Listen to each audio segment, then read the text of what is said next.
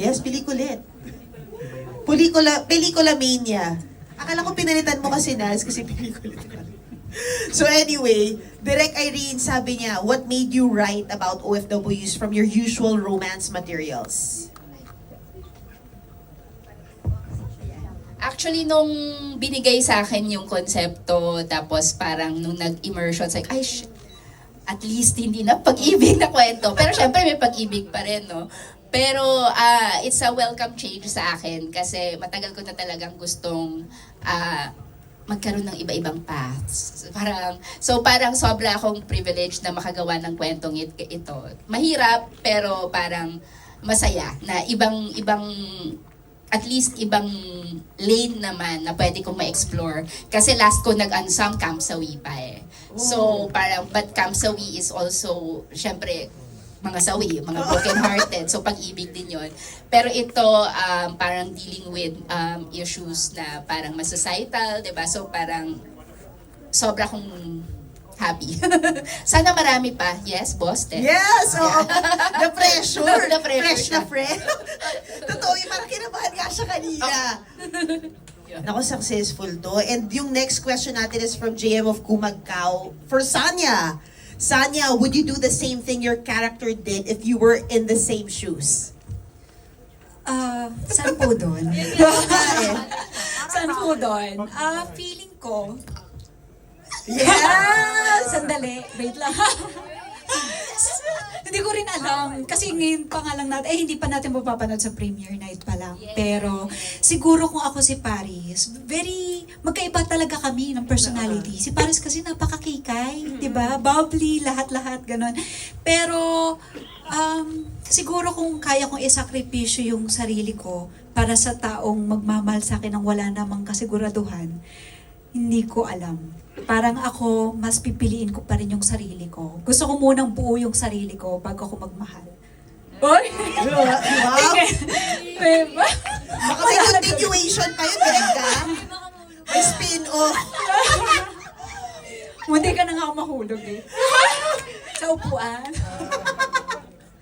Pero yun. Siguro, mas ako yung tipo ng tao na pipiliin ko munang maging buo bago ako magmahal. Ganon. Yes. Ano na, Yakuza? Ang gwapo doon ng Yakuza, direct. Saan nyo siya na-discover? Ay, yun, sakto yun yung susunod na tanong from when in Manila.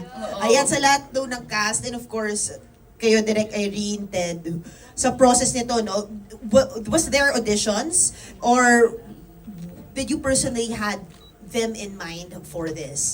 For the cast, si Jodie talaga yung Vicky.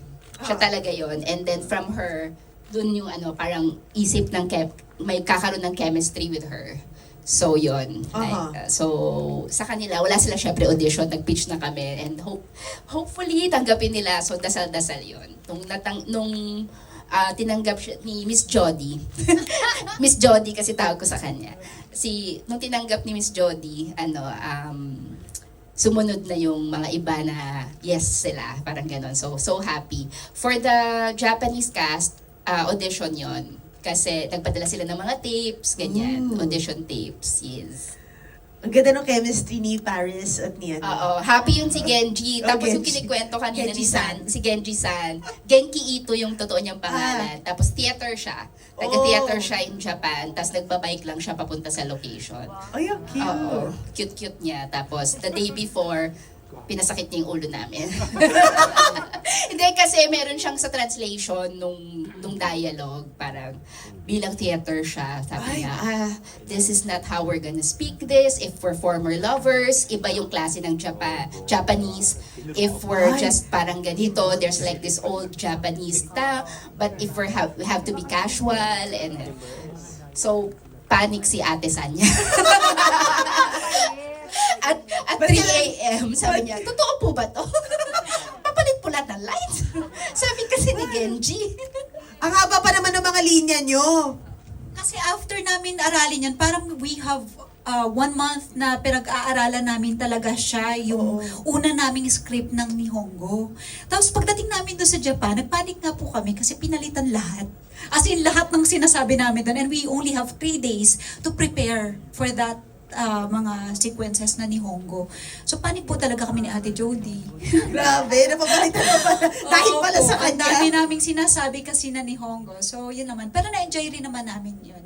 And yun nga yung follow-up question from When in Manila, yung preparations nyo, like, to speak the language ni Hongo Tagalog. 'Di ba? Ni Hongo Tagalog. Kumbaga code switch kayo kumbaga, pero napaka-flawless yung ginawa. Ano yung naging preparations nyo for it? Siguro meron kaming rehearsal ng coach namin. So, tinuturo niya kung paano yung proper na dapat i-pronounce mo yung Nihongo. Kasi medyo, syempre, gusto mo na maintindihan ka talaga ng kausap mong Japanese, di ba? So, yun yung mga preparation namin. Hindi naman kami masyadong nahirapan. Konti lang. Medyo challenge. Mahirap pala talaga siya. Immersion, how was it for you? Okay, so bukod dun sa kailangan naming aralin magsalita ng Nihongo, meron din kaming ginawang immersion. So we spent parang 3 nights sa isang umise kung saan kami nagtatrabaho. Walang nakakaalam sa mga Japanese clients na pumunta doon kung sino kami or kung bakit kami nandun. Ang alam lang nila, mga bago kaming salta na babae. So, kailangan naming mag-show up, kung saan kailangan namin pumila at pipili yung hapon kung sino sa amin ang gusto niyang maka-table. May part din doon na i-entertain mo talaga sila. Kaya lang ang thick lang talaga ng language barrier. Pero hindi naman kami pinabayaan ng mga mama namin doon. In-assist talaga nila kami. And then, bukod doon, kung ano yung ipapagawa nila, kung sinabi nilang kumanta ka, kakanta ka. Kung papasayawin ka nila, sumayaw ka. And then there was one night also as part of our immersion, nagkaroon kami ng parang mini show na merong center stage doon wherein the 4 of us had to perform. And then doon namin na-experience na yung mga chopsticks, sinisingit nila. Kasi yun yung parang tip, lapad yung Tapos, ayun, dahil doon sa immersion namin, nagpapasalamat din ako doon dahil 1 month akong hindi gumastos para may pambili ako ng mga kape, ganyan. So, kumita din ako sa Japan. Wow! Bongga. So, may sideline pala yung immersion direct. Oo. How about for you, Jane? Ba't hindi niyo ako sinali doon? Oo, good.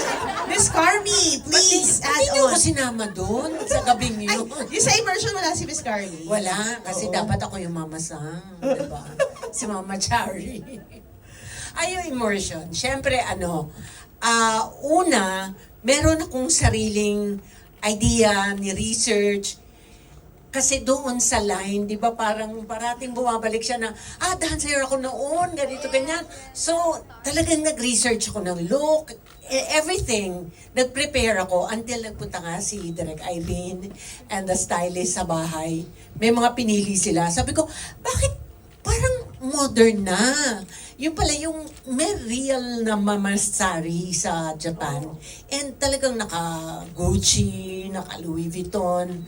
So, hindi na pala yung ina-imagine kong makaluma yung itsura ng mamasang. Hindi na pala ganon. So, yun. So, yung lahat ng research ko, tinapon ko. But, I actually enjoyed doing the role. Nakakatawa rin yung binigay sa aking mga lines, di ba? At saka nakikita ko nga na natatawa rin sila sa akin. And parang na-empower mo yung mga kababaihan na iyong hinahawakan doon sa bar. Oh, yes. Kailangan ko silang parating pagsabihan from my past. Dati akong beauty queen. Tsaka dancer, ganyan-ganyan. Di ba pinasa ko sa iyo? Hindi, sa kanya pala, kay Paris. Ayan. And of course, the next question is from Lionheart and it's for Jane. The film touches on the lives of Filipinas working abroad. What realities did you discover or better understand through this project? Thank Miss you for that Universe. wonderful question. Bakit naman ganon? Sa'yo binigay for Jane. Hindi. ano ba, realities, yun naman talaga yun eh. Unang-una nakilala, na-meet namin sila, nakasama namin sila, nakita namin yung daily life nila doon, ano ba yung mga routine nila, paano ba sila nagsusurvive, anong mga ginagawa nila to pass the time, or how do they prepare for work. So, yun yung reality ng everyday life nila, yun ang na-discover ko doon.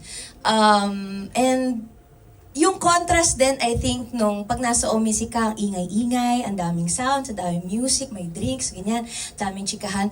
Tapos pag uuwi ka na dun sa accommodation, yung biglang ang tahimik. Tapos mararamdaman mo na lang na, ito, ganito yung nafe-feel niya, siguro times 10, times 20, kasi they're there longer.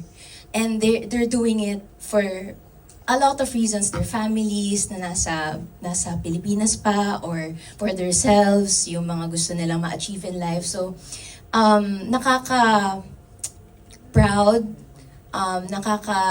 kaya nga sabi ko yung responsibility na kami yung magkukwento nun, and nasa amin yung responsibility, yung voice nila nasa amin. So, yun lang.